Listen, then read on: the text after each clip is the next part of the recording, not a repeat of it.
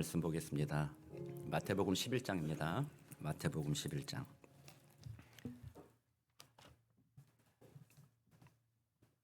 25절에서 마지막 30절까지 말씀을 저와 여러분이 한 절씩 교독하고 30절을 함께 읽겠습니다. 제가 마태복음 11장 25절 먼저 읽겠습니다. 그때 예수께서 대답하여 이르시되 천지의 주제이신 아버지여 이것을 지혜롭고 슬기 있는 자들에게는 숨기시고 어린 아이들에게는 나타내심을 감사나이다. 옳소이다. 이렇게 된 것이 아버지의 뜻이니이다. 내 아버지께서 모든 것을 내게 주셨으니 아버지 외에는 아들을 아는 자가 없고 아들과 또 아들의 소원대로 계시를 받는 자 외에는 아버지를 아는 자가 없느니라. 수고하고 무거운 짐진 자들아 다 내게로 오라. 내가 너희를 쉬게 하리라. 나는 마음이 온유하고 겸손하니 나의 멍에를 메고 내게 배우라. 그러면 너희 마음이 쉼을 얻으리니 이는 내 멍에는 쉽고 내 짐은 가벼움이라 하시니라. 아멘. 우리 28절 말씀만 다시 한번 같이 다시 한번 읽어보겠습니다. 시작. 수고하고 무거운 짐진 자들아 다 내게로 오라. 내가 너희를 쉬게 하리라. 아멘. 오늘은 이 말씀만 읽어도 은혜가 되지 않습니까? 수고하고 무거운 짐진 자들아 다 내게로 오라. 제가 지금 감기 걸려가지고요 목소리가 조금 안 좋습니다. 금요일 토요일 새벽 예배 때는 거의 목소리가 안 나왔었는데 그래도 오늘은 조금 나오는 편입니다. 목소리가 좀 이렇게 되니까 유익한 점이 있더라고요. 말이 느려졌어요. 힘들어서 그랬더니 더 좋다 이러신 분들이 계시더라고요. 아, 이게 하나님의 뜻이구나. 내가 말이 안 느려지니까 하나님이 치시는구나. 감기를 걸려서라도 말을 천천히 하게 훈련시키시는 하나님. 할렐루야. 아멘. 네, 아멘. 네. 열심히 하겠습니다. 네. 오늘 말씀 제가 이제 28절 읽었지만 어떻게 보면 이 말씀이 좀 오해될 가능성이 있어요. 수고하고 무거운 짐진 자들아 다 내게로 오라. 내가 너희를 쉬게 하리라 이랬더니 영어로 말하면 그거 있죠. RIP. Rest in peace. 그래서 이 구절을 가지고 예수 믿으면 천국 가는구나. 예수 믿으면 죽을 때 도함이 되는구나. 이 정도로 이해한다면 사실은 이 말의 의미를 잘 알지 못하는 겁니다. 근데 그 말의 의미를 잘 알지 못하는 이유는 뭐냐면요. 이게 어느 컨텍스트에서 말이 된 것인지를 모르기 때문에 그런 거예요. 사실 언어라는 거는요. 그냥 선포되는 이 말들이 허공 진공 가운데 갑자기 툭 튀어나온 말들은 아니라는 거죠. 우리가 알듯이 우리가 하는 모든 말들은 그 컨텍스트, 상황과 환경 가운데 말이 이렇게 나오게 되는 거예요. 그래서 그 컨텍스트를 이해하지 못하면 그 말의 진짜 의미를 이해하지 못하는 거예요. 철학이나 사회학에서도 그런 얘기를 많이 합니다. 안녕하세요라고 인사했을 때 그것을 듣는 사람이 그 안녕하세요라는 말을 해석할 때 각자 다르게 해석할 수 있다는 겁니다. 어떤 경우는 안녕하세요 이러면 우리는 흔히 그렇죠. 제가 여러분들께 안녕하세요 그러면 여러분들이 뭐라고 그래요? 안녕하세요 이렇게 얘기하잖아요. 근데 여러분들이 만약에 마음에 기분이 나쁜 일이 있었다, 어려운 일이 있었다, 그때 제가 웃으면서 안녕하세요 이러면 어떻게 해요? 안녕하긴 뭐가 안녕하냐고. 그 맥락을 이해하지 못하고 말을 하면 제가 하는 이야기나 듣는 사람이 그 말들을 오해할 가능성이 매우 크다는 거예요. 그래서 컨텍스트를 이해하는 능력은 너무나도 중요합니다. 오늘 우리 그리스도인들에게 있어서요 성경을 읽잖아요. 사실은 성경은 우리 기독교만이 가지고 있는 아주 독특한 거예요. 하나님의 진리의 말씀을 우리에게 알려주셨다는 건데 우리는 성경 중심의 교회입니다. 우리의 신앙 고백의 첫 번째 뭐예요? 종교교육의 첫 번째가 뭐였어요? 첫 번째 솔라 스크립투라, 오직 성경으로. 성경이 우리에게 가장 중요하다는 거예요. 근데 성경이 중요한데 성경의 컨텍스트를 모르고 성경의 한 구절만 따다가 읽기 시작하면 오해가 생긴다는 거예요. 성경 전체적으로 하나님이 무슨 말을 하시고자 하는지 알지 못한 채 그냥 오늘 본문에 내 마음에 드는 거 있잖아요. 성경을 이렇게 어느 날 그렇게 하시는 분들도 계시더라고요. 제가 어릴 때 저도 좀 그랬어요. 오늘 좀 성경 하나님 내게 좀 하나님의 은혜의 말씀에 들려주게 앞서서 기도하고 짠 펴가지고 오늘 이거구나. 근데 어떤 분들은 그렇게 성경 읽다가 오늘 네가 죽어야 하리라 뭐 이런 걸 이거 아닌데 이렇게 되는 거예요. 성경을 컨텍스트와 떼어서 읽게 되면 그 의미를 잘 몰라요. 그러니까 컨텍스트를 알아야 돼요. 그러니까 기독교인들이라고 한다면 기본적으로 그런 태도를 가져야 되는 거예요. 여러분들이 그 주변의 사람들이 얘기할 때 다른 사람이 전해준 얘기 하나 듣고 마음대로 판단하는 거를 우리는 기독교인들 그렇게 하면 안 된다라는 거예요. 성도님들끼리 모여있을 때 야 누가 어째 그런 얘기 했더라 그래도 아 무슨 뜻이 있었겠지. 아 무슨 상황 가운데 얘기했겠지. 그 말하는 말만 듣고 함부로 판단하고 함부로 기분 나빠하거나 함부로 정죄하거나 이런 것들을 우리들은 하지 않아야 돼요. 왜냐하면 우리는 성경의 종교, 기독교를 믿는 사람들이니까. 그래서 컨텍스트를 이해하려고 하는 것이 중요하다라는 거예요. 그러려면은 시간이 좀 필요하고 내용을 알고자 하는 마음이 있어야 돼요. 그래서 오늘 본문도 우리가 컨텍스트 안에서 이해해야 되기 때문에 어떤 컨텍스트였나 이렇게 본다면 25절에 이 시작을 이렇게 하잖아요. 그때라고 시작을 합니다. 그때. 그리고 예수님이 내게로 오라 수고하고 무거운 짐진 자들아 내게로 오라 이 얘기할 때도 갑자기 식사하시다가 야 갑자기 내가 말이 떠올랐어. 기다려봐. 내가 너희들 말할 게 있어. 수고하고 무거운 짐진 자들아 나한테 와라. 이렇게 얘기한 게 아니라는 거예요. 그 어떤 상황을 겪고 나서 그때 예수님께서 이렇게 하는 것이 이것이 진리이다라고 말씀해 주셨다는 거죠. 그렇다면 그때는 어떤 때이냐? 그 앞에 20절부터 24절까지 나오는 내용들이 바로 그 배경을 이룬다는 거예요. 그 배경은 뭐예요? 가버나움에 대해서 예수님이 저주하십니다. 가버나움아 네가 하늘까지 높아지겠느냐? 너 망하게 될 거다. 내가 너의 도시에서 너의 동네에서 행했던 이 기적들을 다른 곳에서 행했더라면 오늘 보면 두로와 시돈 이 가장 물질이 발전했던 도시고 가장 우상 숭배가 뛰어났던 곳이에요. 가버나움은 거기보다 상업적으로 발전하지 못했지만 자기들은 예수가 아니죠. 하나님을 잘 믿는 선미다 생각하는 유대 율법주의자들이 가버나움에 살면서 우리들은 나중에 구원받을 것이다. 두로와 시도는 지금 잘 나간다고 그래도 저들은 하나님을 안 믿기 때문에 결국 망할 것이다라고 생각하는 그 마음가짐 가운데 예수님이 두로와 시돈이 니네보다 낫다. 그리고 거기에 보면 소돔과 고모라 얘기가 또 나와요. 소돔 땅이 니들보다 낫다라는 거예요. 왜 이런 얘기를 한 거예요? 소돔 땅의 그 행동은 어떻게 보면 가버나움의 사람들의 행동과는 더 나쁜 일이 있을지도 몰라요. 가버나움은 그래도 윤리적이고 도덕적으로 살았을 것입니다. 서로 성적인 문란이 없었을 것이고요. 다른 사람을 좀 돌아보기도 하고 좀 그랬을 거예요. 왜냐하면 하나님의 율법을 지켜야 되기 때문에. 그러니까 소돔보다는 윤리적으로 우리가 볼 때는 더 나아 보여요. 근데 예수님은 말하기를 가버나움아 니들보다 소돔이 심판 때 더 낫다라고 얘기하는 거예요. 정말 역설이잖아요. 여러분들이 오늘 이 시간에 예배드리고 있는 이 순간에 예배드리고 있는데 예수님이 와서 이렇게 얘기하는 거예요. 너희들 지금 예배드리고 있지? 저기 라스베가스의 카지노에 앉아있는 저들이 너희들보다 심판이 더 견디기 쉬울지 몰라? 이렇게 얘기한다는 거예요. 충격적인 얘기 아닙니까? 그런 걸 어떻게 반응하겠어요? 무슨 소리 하는 거야? 그런 얘기 하지도 마요. 이해가 안 되네. 이렇게 될 거 아니에요. 예수님은 그 얘기하는 왜 그런 얘기를 하셨느냐 하면 소돔과 고모라는 행위가 나쁠지라도 그들의 마음에는 하나님이 은혜 베풀어 주심으로 진리를 받아들일 수 있는 마음의 준비가 될 수 있다라는 거예요. 근데 지금 가버나움에 있는 사람들은요. 진리를 아예 받아들이지 않으려는 마음, 자기들 중심적인 생각, 율법주의적인 태도가 이미 꽉 짜여 있다라는 거예요. 그래서 예수님의 복음을 받아들일 만한 준비가 안 돼 있다라는 거예요. 그래서 지금 행위가 어떻든지 그것이 중요한 게 아니라 그가 하나님을 어떻게 생각하는지 예수님을 어떻게 생각하는지 그 믿음에 따라 심판받는다라는 거예요. 그렇다면 왜 가버나움 사람들은 이 예수님을 안 받아들였을까요? 그들은 율법을 지킴으로써 구원받는다라고 생각했어요. 율법이 사람이 만든 거라고 생각은 안 했어요. 율법은 모세를 통해서 하나님이 주신 거라고 그들도 믿었어요.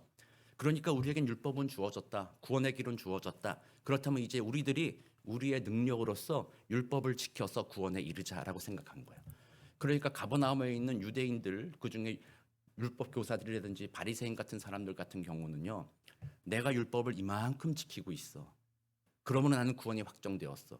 저 예수란 사람이 랍비라고 해서 많은 걸 가르치고 기적을 행하기도 하는데 저 사람의 삶을 보니까 나보다 율법을 좀 더 잘 지키는 것 같지는 않아. 율법을 별로 그렇게 중요하게 여기지 않는 것 같아. 그렇다면 그 사람들 눈에 예수님은 받아들여지겠어요? 안 받아들여지겠어요? 당연히 안 받아들여지는 거예요. 그러므로 아무리 기적을 행해도 예수님을 그들이 믿을 수가 없는 거예요. 자신들이 율법을 지키고 있다. 그러므로 우리들은 구원받을 만하다 생각하고 그 사람들의 성경에 나오는 기본적인 태도는 늘 어떤 것이었어요? 다른 사람에 대해서 너는 나보다 율법을 좀 못 지켰잖아. 율법 163개가 있는데 나는 그중에 그래도 150개는 지켜. 너는 겨우 50개 지키지 나머지 130 마이너스 해봐. 제가 뭐라고 150 빼긴 100 해봐. 그만큼이 너와 나의 차이야. 너와 나의 레벨 차이가 거기 있어. 그러니까 나는 하나님 앞에 좀 더 가까이 있고 너는 하나님보다 좀 더 멀리 있어. 그러니까 너는 내 말 들어야 돼.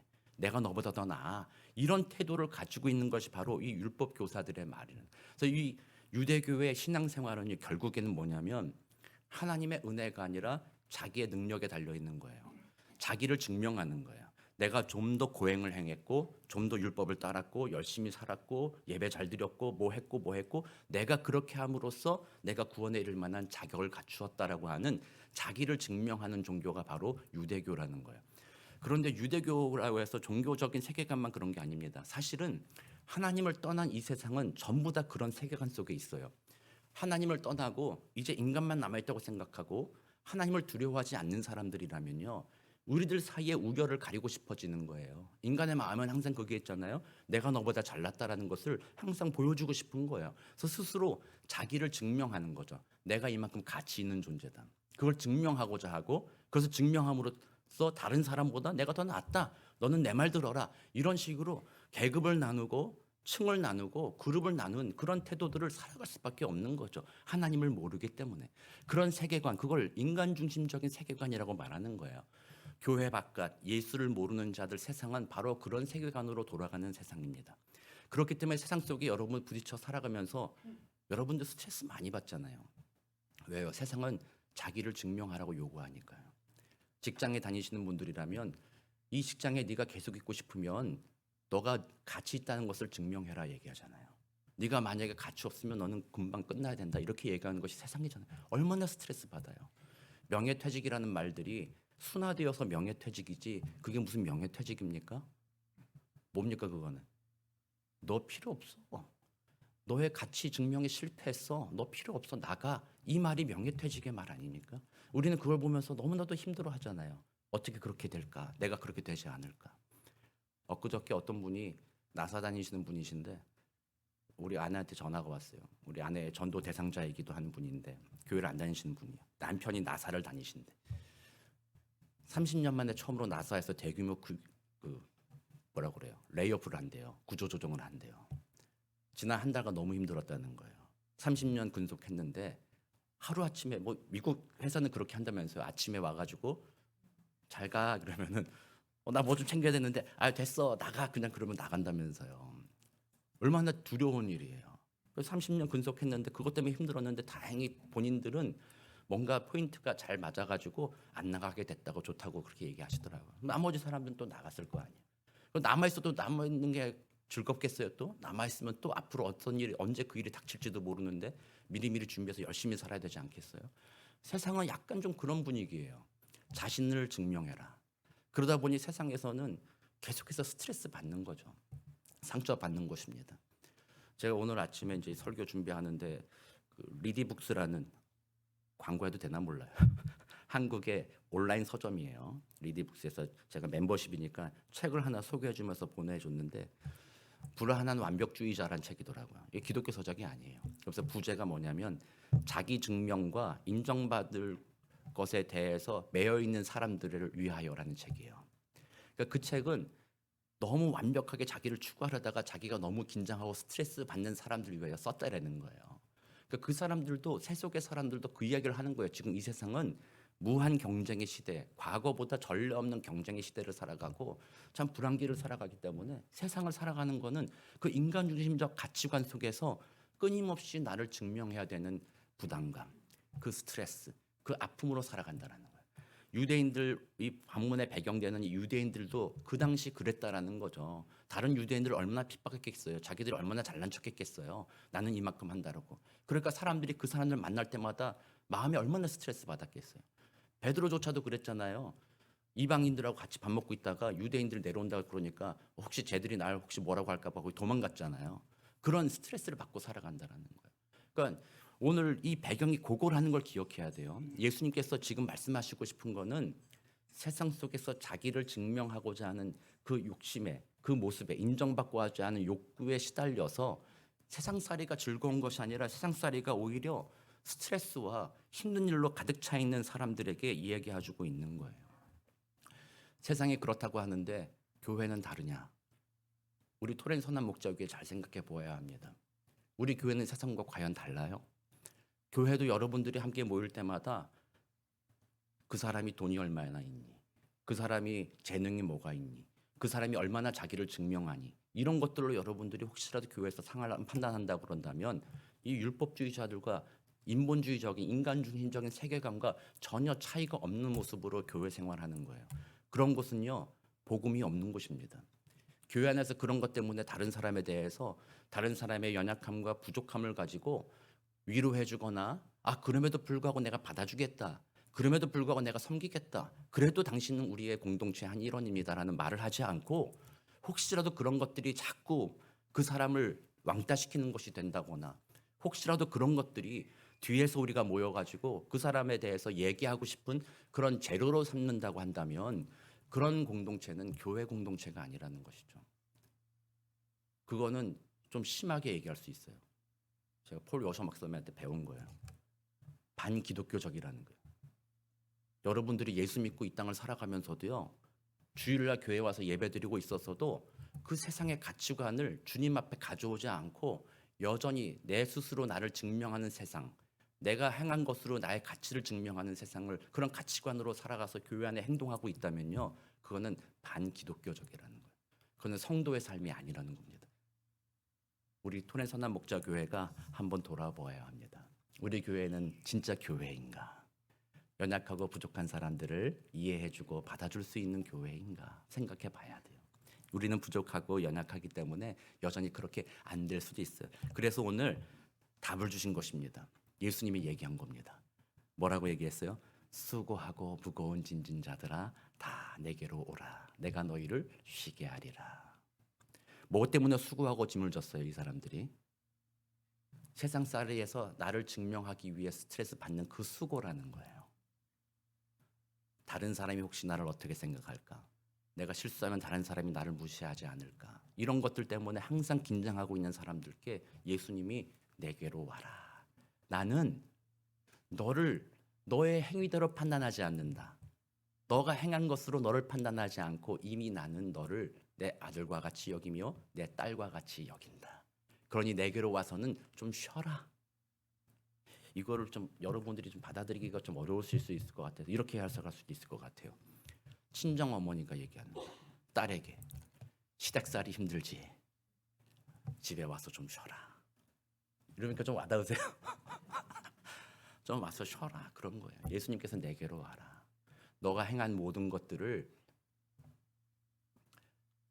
좀 내려놓고 그 결과가 어땠든지 나에게 맡겨라라는 거예요. 저도 이제 설교를 하는 입장으로서 말씀을 읽으면서 다시 저도 도전받았어요. 저의 이제 목회자로서의 꿈이 뭡니까라고 물어본다면 교회적인 꿈도 있어요. 우리 교회가 정말 선교적인 교회 되고 전도하는 교회 됐으면 좋겠다. 위로가 있는 교회 됐으면 좋겠다라는 게 교회적인 꿈이고요. 저의 개인적인 꿈은 뭐냐면요. 여러분들이 기도해 주셔야 돼요. 최고의 설교자가 되고 싶어요. 스팔전 목사님, 마틴 로이드 존스 목사님 뭐 이런 분들처럼 되고 싶은 욕심도 있고요. 혼자 생각하는 거예요. 요즘에 유명하다는 목사님들 있잖아요. 유튜브에 막 엄청 나오시는 분들 있잖아요.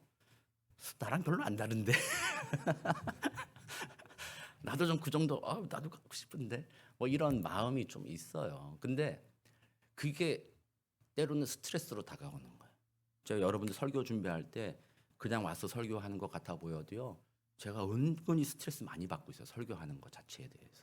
아까 우리 장로님께서 기도해 주시면서 일주일 동안 열심히 준비했다 묵상했다고 하시는데 묵상하고 또 합니다. 토요일이 되면은 긴장돼요. 그래서 토요일 밤에 저는 여러분들 꿈에도 막 설교해요. 꿈에도 막 설교가 생각나고 막 이럴 정도로 설교를 진짜 잘하고 싶다 그런 욕심이 있어요. 그래서 설교하는 게 저에겐 스트레스예요. 근데 이 말씀을 준비하면서 네가 진짜 잘못 생각하고 있다라는 거를 다시 깨닫게 되었어요. 설교하는 거는 스트레스로 받을 것이 아닙니다. 그거는 제가 여러분들께 저를 증명하기 위해서 그러는 거예요. 여러분들이 저에게 대해서 다른 어떤 목사님보다 우리 토렌 선한 목자교회 이승영 목사님은 더 좋은 분이야, 더 뛰어난 분이야. 이것을 여러분들께 제가 증명하고자 하는 그 욕심 때문에 제가 스트레스를 받는다라는 것을 깨닫게 되었어요. 그래서 주님 앞에 나도 맡겨야 되겠다 이 생각합니다. 주님 앞에 나가자. 그래서 어떨 때는 이래요. 제가 설교 준비를 완벽하게 할 때가 있어요. 대부분은 그렇지 않습니다. 어떤 경우는 완벽하게 준비가 될 때가 있어요. 그때는 아내한테 얘기합니다. 오늘 설교 잘 들어. 대박 설교 나왔어. 그리고 나서 설교를 딱 하면 생각과 다른 반응입니다. 성도님들이 저게 뭔 소리야 이러고 있고 생각과 다른 반응이 올 때도 있어요. 그러면 또 혼자 낙심하는 겁니다. 아 열심히 준비했는데 아 이게 성도님들에게 안 맥히네. 그런데 어떨 때가 아니라 대부분의 경우는 그렇습니다. 주일 1부 예배 설교할 때까지 또는 2부 예배 설교할 때까지도 열심히 준비하고 생각합니다. 하루 종일 생각하고 앉아도 생각하고 꿈에도 생각하고 계속 생각해도 설교할 이 시간까지 설교가 완벽하게 준비되지 않는 느낌이 있을 때가 있잖아요. 그래서 그때는요 방법이 없어요. 기도하는 것밖에 없어요. 하나님 좀 도와주십시오. 도저히 안 되겠습니다, 하나님. 그래서 머릿속에 막 엉망진창이 저기 앉아 있으면서도요. 오늘 이 얘기를 해야 되나? 요 타이밍에 요거 해야 되나? 막 왔다 갔다 하고 그러다 기도하고 올라오잖아요. 그러면 성령의 은혜가 임하면요. 지금처럼 말이 막 술술 나오는 거예요. 그래서 예기치 못했지만 내가 준비 제대로 못한 것 같은 느낌을 갖지만 하나님께서 그것을 사용하여 주셔서 저의 마음에 짐을 덜어주는 거예요. 설교하는 동안 마음의 평안함을 주시기 시작하는 거죠. 그렇게 설교할 때 여러분들에게도 하나님의 은혜가 더 크게 임하는 것을 저도 자주 경험하게 되는 것입니다. 그래서 예수님께서 내게로 오라 쉬라 하는 말씀은요. 너희들의 세상살이에서 너의 증명하고자 하는 그 욕심과 그 모든 스트레스로부터 노임받고 내게로 와서 나의 도움을 구하라라는 그런 의미인 것입니다. 카일 아이들먼이라는 목사님이 있어요. 제가 한번 소개했던 분이에요. 팬인가 제자인가라는 책을 쓰신 분이에요. 근데 그분이 최근에 쓴 책이 나의 끝 예수의 시작이라는 책이 있어요. 그래서 그분이 서문에서 이런 얘기를 합니다. 한 일화를 소개하는데 이분도 이제 목사님이시니까 많은 분들이 상담을 요청하고 뭐 이렇게 하고 있는데 메모가 하나 왔다는 거예요. 브라이언이라는 사람한테 전화가 왔습니다. 목사님 전화 부탁드립니다. 그래서 목사님이 이름을 딱 보고 나서 이분은 우리 교회 예배는 나오지만 띄엄띄엄 예배 나오시는 분이신데 무슨 일이신가. 그 얘기를 들어보니까 18개월 된 아들이 얼마 전에 죽었다라는 소식을 들은 거예요. 그래서 이 목사님이 이제 전화를 해야 되겠다. 근데 그 아들이 죽었다고 하는데 내가 어떻게 위로해 줄 수 있을까 걱정 어린 마음으로 전화를 했답니다. 전화를 해서 그래요. 참 최근에 참 아픈 일이 있으셨군요 했더니 그분이 대뜸 하는 말이 자기가 죽였다는 겁니다. 밖에 나서 트럭을 이렇게 시동을 걸고 후진하다가 이 18개월짜리 아들이 문을 열고 나올 수 있는 줄 몰랐다는 거예요. 아들이 문을 열고 나와서 아빠 한다고 이렇게 하는데 그걸 못 보고 트럭이 후진하다가 아이가 차에 찧어서 죽게 되었다라는 거예요. 얼마나 비참한 상황입니까? 얼마나 슬픈 상황입니까? 이 목사님이 그 얘기를 듣고 아들이 죽었다는 것도 내가 위로해 줄 말을 찾으려고 참 마음이 고심했는데 아버지가 저 실수로 인해서 아이를 죽였다면 이분은 얼마나 지금 깊은 절망 가운데 두려움 걱정 가운데 있겠는가 상실감 가운데 있겠는가 이렇게 했는데 전화기 너머로 들려오는 소리는 이러한 것입니다. 그분이 이렇게 얘기했다는 것입니다. 모든 걸 잃은 이 순간에 난생 처음으로 예수님의 실제를 경험했습니다. 얘기했답니다. 이게 정상입니까? 라고 물어봤다는 거예요. 그걸 물어본 거예요. 내가 더 이상 어디로 갈 수도 없고 더 이상 위로받을 수도 없는 정말 막다른 골목에 와 있다고 생각하는 그 순간에 울부짖었을 때 그때 예수님이 나에게 찾아와 내가 너와 함께 있다라는 음성을 들었을 때 진짜 예수님이 살아계시는구나를 그 사람이 경험했다라고 간증하는 내용을 그 앞에 써놓았습니다. 그래서 그분이 그게 하도 신기해서 소셜 네트워크에 글을 하나 올렸대요. 괄호치고 뒷 문장에 이때 나는 예수님을 경험했습니다 라는 것을 써놓고 괄호에 해당하는 말들을 댓글로 좀 써보십시오 했더니 대부분의 사람들이 인생의 막바지에 이르렀을 때 정말 더 이상 아무것도 할 수 없다고 생각할 때에 그때 예수님을 만났습니다 라는 고백들을 하고 있다라고 합니다.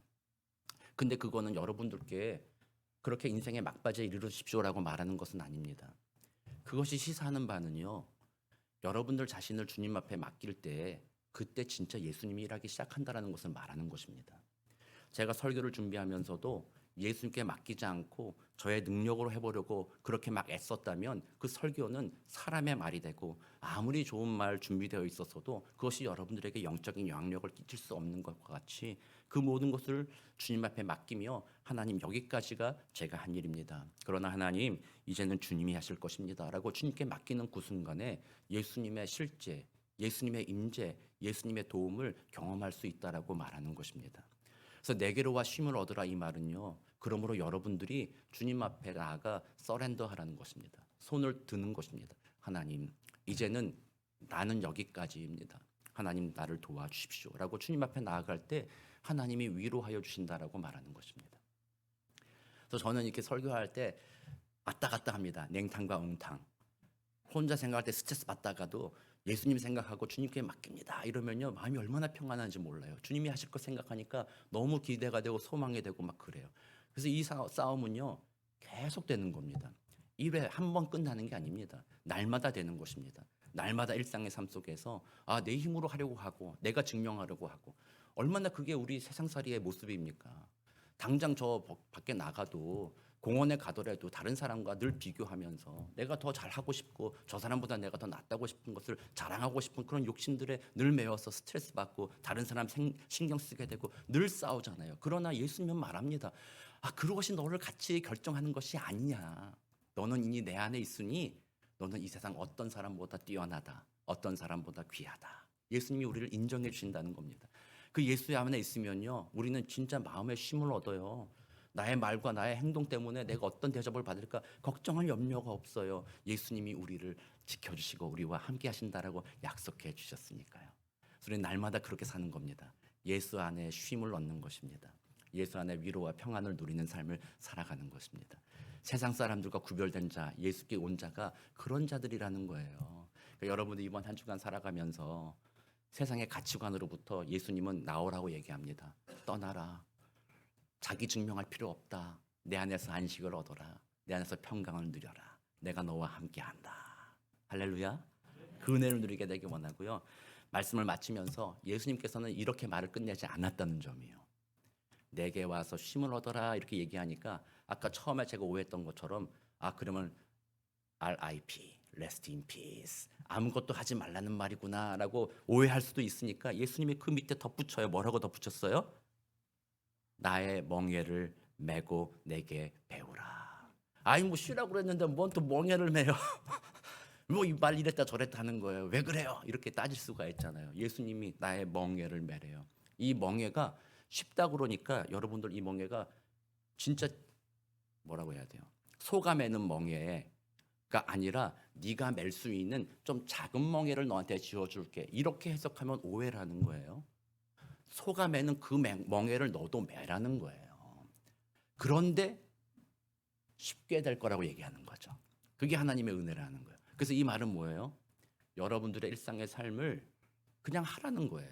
그러니까 제가 여러분들께 자꾸 자기를 증명하기 위해서 무엇을 행하는 모든 것들을 스트레스 받으니까 포기하라. 그건 하지 말라. 그런 말이 아닙니다.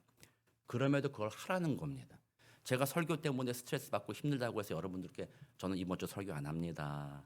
다음 주도 설교 못 하겠습니다. 너무 스트레스 받아서 못 하겠습니다. 이렇게 하는 게 저는 예수 안에서 평강을 누리기 때문에 설교는 못 하겠습니다. 이렇게 하라는 게 아니잖아요. 하라는 거예요. 뭘 하든지 여러분들의 삶에 있어서 삶의 자리에서 해야 될 일들을 하라는 거예요. 그러나 그것을 주님과 함께 하는 거예요.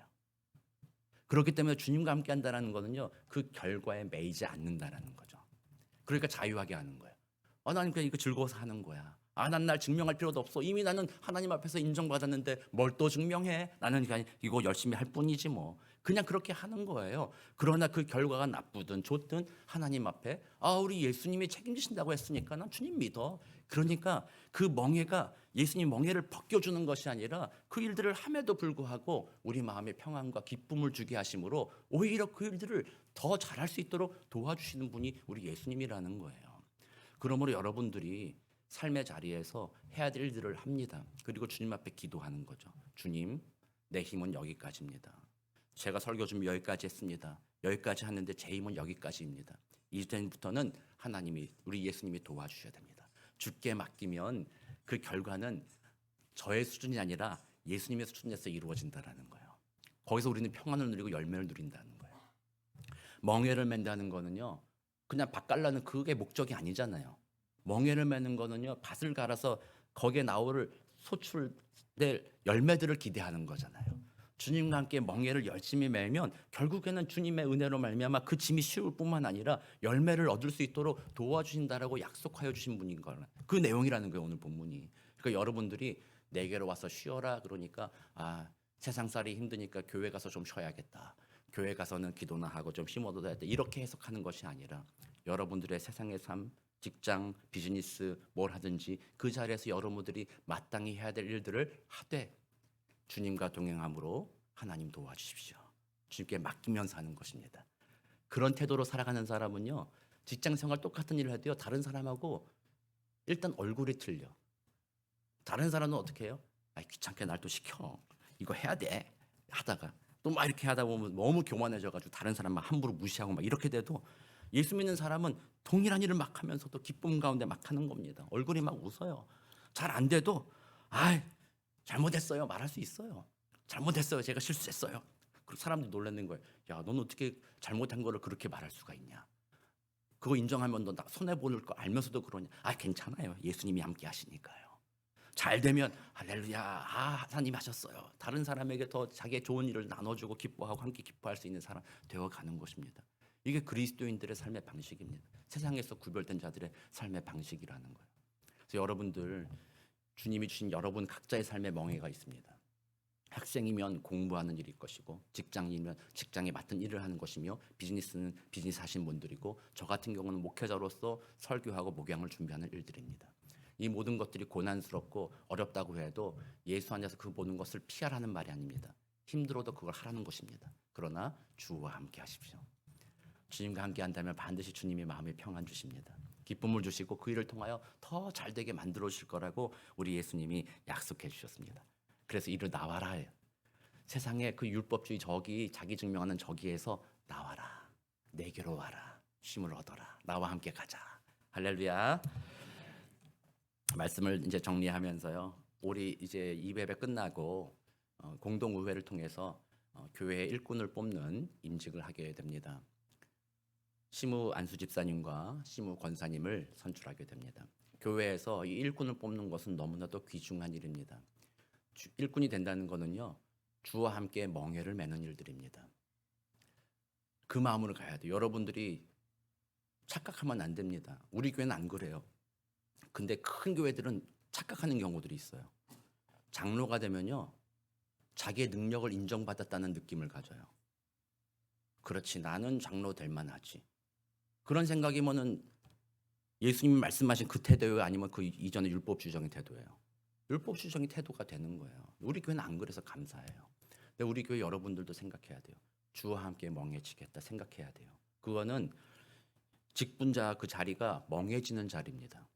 그럼 여러분들은 그걸 같이 가려고 애써야 된다는 것이죠. 그래서 이미 직분 받으신 분들도 내가 주와 함께 멍해를 줬다면 내가 할 일이 무엇인가 다시 한번 생각해보는 기회가 돼야 돼요.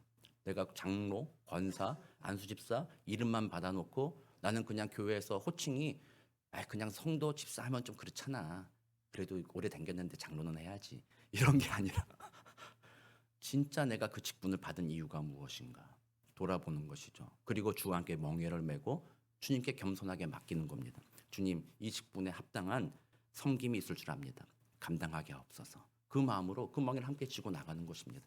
그런 분들을 통해서 열매들을 보게 되는 것이죠. 그래서 우리 교회는 그렇게 주님과 함께 멍해지는 교회 되기를 원합니다. 여러분들의 삶을 열심히 살 뿐만 아니라 주님이 명령하신 멍에를 저와 함께 우리 모두가 지고 나가며 하나님의 아름다운 일들을 경험하게 되는 복된 저와 여러분 되시기를 우리 주 예수 그리스도 이름으로 축원합니다. 함께 기도하겠습니다.